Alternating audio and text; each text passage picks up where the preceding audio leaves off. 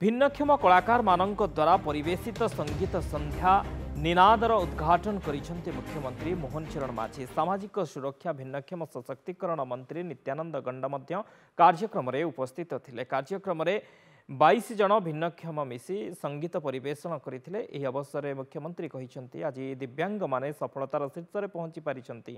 चलित पाराअलिम्पिक्स रे भारत पदक हासिल करी यह देखाइछि। 2020 पाराअलिम्पिक्स रे ओडिया खेलाड़ी प्रमोद भगत स्वर्ण जीति राज्यर गर्व बढ़ाइथिले। एही अवसर में संत कवि भीम भोई को मने पकाइथिले मुख्यमंत्री।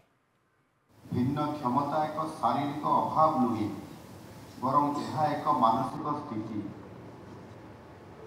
आजिर दिव्यांग माने जो प्रकार सफलता हासिल करुछंती से कथा आमे जेतेबेले विभिन्न कार्यक्रम रे विभिन्न प्रतियोगिता रे विभिन्न स्तर रे समानंकर सुनाम एवं समानंकर पारदर्शिता को आमे जेतेबेले जानिया पाई पाउछु देखिबा पाई पाउछु निश्चित भाव रे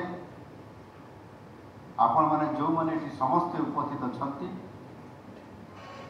केवल खुशी हेई नथिबे आश्चर्य और चकित मध्य होइबे।